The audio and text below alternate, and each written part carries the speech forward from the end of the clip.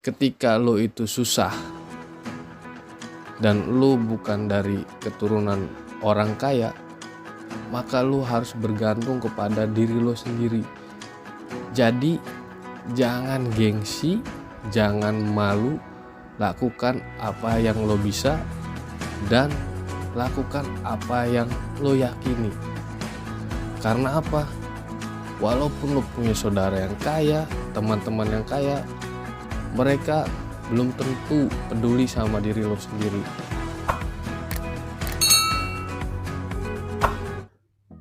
Oke, assalamualaikum warahmatullahi wabarakatuh. Kembali lagi bersama saya di channel YouTube Ardi Ebot. Oke, kali ini saya mau menjelaskan apa saja sih yang perlu kita persiapkan untuk usaha, karena nggak semua orang itu bisa usaha. Itu yang pertama.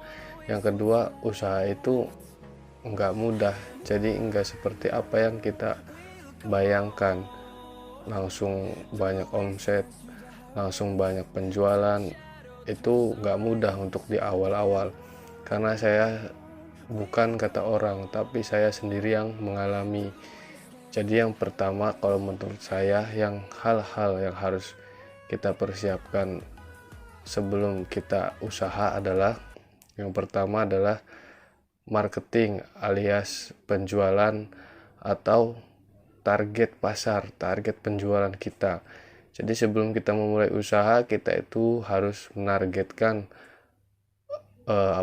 pasar kita, marketing kita. Kita mau menjualnya itu ke anak-anak kah, ke orang tua kah, ke remaja, atau ke bayi, kayak gitu teman-teman. Jadi nggak asal langsung usaha aja. Kenapa?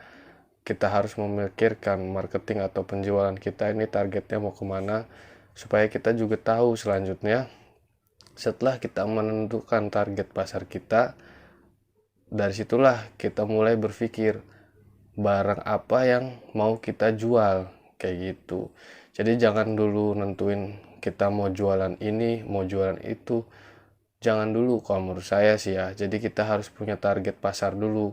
Target pasar, target penjualan kita ini mau dijual kemana, kayak gitu. Karena saya bukan kata orang, saya sendiri baru memulai usaha pempes seperti itu. Jadi saya waktu itu memikirkan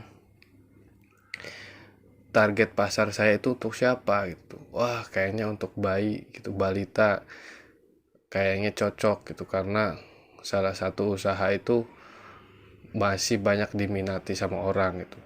Ternyata ketika saya mencoba menjalankan, ya seperti itu, tidak mudah.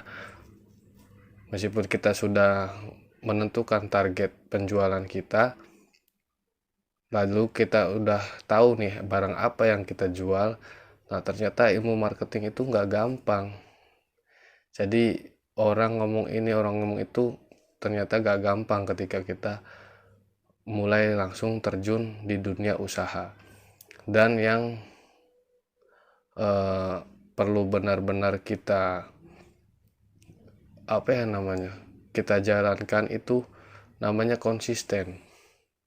Jadi setelah kita tentukan target penjualan kita, yang kedua produk apa yang mau kita jual, yang ketiga itu konsisten dulu. Nah, maksudnya konsisten ini apa? Konsisten untuk menawarkan produk yang kita jual. Nah, jadi situ jangan bosen-bosen. Nah, kita mau jual di mana nih? Entah di Shopee, Tokopedia, di Bukalapak, di Lazada, atau di Facebook, di Instagram, di TikTok gitu kan, sekarang udah banyak tuh. Nah, disitulah kita harus konsisten menawarkan produk yang kita jual. Entah itu kita nguploadnya tiap hari, entah itu kita pasang iklan. Yang penting kita harus konsisten dulu yang pertama. Karena kalau kita nggak konsisten, orang itu nggak bisa ngelihat apa yang kita jual, kayak gitu. Nggak tahu nih barang apa yang kita jual, kayak gitu. Jadi yang saya jalankan itu ternyata saya kurang konsisten. Nah, makanya lah saya berbagi ilmu membuat video ini supaya apa? Supaya teman-teman ketika mau mulai usaha itu bertanya-tanya, kenapa ya kok produk saya nggak laku, kenapa barang saya nggak ada yang beli. Nah, disitulah teman-teman harus mulai nge-review kenapa pertanyaan itu. Dan biasanya kalau orang yang sudah mulai terjun langsung usaha itu bisa ngejawab sendiri, oh ternyata kesalahan saya itu karena saya kurang konsisten ini mengupload produk atau barang yang saya jual, kayak gitu. Atau oh, tampilan barang yang saya jual ini fotonya ternyata kurang bagus, kayak gitu ya. Namanya juga pemula kan, semua juga butuh pembelajaran gitu, jadi nggak langsung instan bisa gitu aja, kayak gitu. Terus ketika kita udah tahu permasalahannya apa, nah disitulah kita mulai evaluasi. Jadi jangan melakukan hal kesalahan yang sama gitu. Jadi setelah evaluasi kita tahu kesalahannya apa, barulah kita mulai evaluasi gitu, pembenahan. Dan menurut saya jangan dulu terlalu banyak menjual produk yang kita jual itu di banyak-banyak platform, kayak gitu. Jadi cukup fokus di satu atau dua platform lah gitu. Supaya apa? Supaya barang yang kita jual ini banyak yang tahu dulu. Kalau seandainya kita terlalu membanyak buka platform, emang sih bagus. Cuman biasanya kalau orang yang sambil bekerja lalu menjalankan usaha itu rada sedikit susah ngatur waktunya. Kayak gitu, ngatur waktu untuk upload, ngatur waktu untuk promosi, ataupun ngatur waktu untuk masalah pengiriman, kayak gitu. Jadwal-jadwal pengiriman. Kalau seandainya di rumahnya ada yang bantuin sih mungkin ya bisa-bisa aja. Cuman kalau seandainya di rumahnya nggak ada yang bantuin kan rada repot juga, kayak gitu. Nah, jangan lupa ketika kita mengupload produk atau mengenalkan produk yang kita jual itu harus detail. Detail itu jadi fungsinya, nama produknya apa, fungsinya apa, kayak gitu. Jadi jangan cuman misalkan kita jual pampers merek Mami Poko, kayak gitu. Tak udah aja kayak gitu. Nah, itu jangan. Jadi dikasih detail, eh, jual pampers Mami Poko ukuran L30, kayak gitu. Dan di situ ada keunggulannya apa, kayak gitu, fungsinya apa, untuk anak usia berapa tahun, expirednya kapan. Kalau bisa itu sedetail mungkin. Meskipun di Indonesia ini, di negara kita ini, orang-orang itu jarang baca atau males baca, tapi biasanya ketika di deskripsinya itu rada detail, orang itu lebih tertarik daripada apa sih namanya, deskripsinya yang sedikit. Kenapa?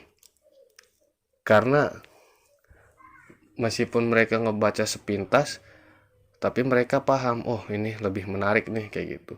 Dan jadikan diri kita itu sebagai customer ketika kita mulai berusaha, kayak gitu. Ketika kita mulai mau mengupload produk kita di platform manapun, itu usahakan diri kita ini sebagai customer, kayak gitu. Enak nggak sih kalau saya upload barang kayak gini? Kira-kira dipandangnya enak enggak? Kira-kira ketika kita ngebaca sebagai customer enak apa enggak? Kayak gitu teman-teman semua ya. Jadi jangan putus asa, jangan menyerah, terus lakukan yang terbaik untuk diri kita sendiri. Karena sukses itu nggak ada yang tahu, dan keberhasilan kita pun nggak ada yang tahu, asalkan kita percaya dan yakin, insya Allah Allah pasti bakalan bantu. Ya mungkin video kali ini cukup begitu saja kawan-kawan ya, mudah-mudahan ada hikmahnya. Dan apa yang baik-baik dalam video saya ini silahkan diambil, tapi yang buruk-buruknya nggak usah didengerin. Oke, jangan lupa like and subscribe-nya. Terima kasih. Assalamualaikum warahmatullahi wabarakatuh.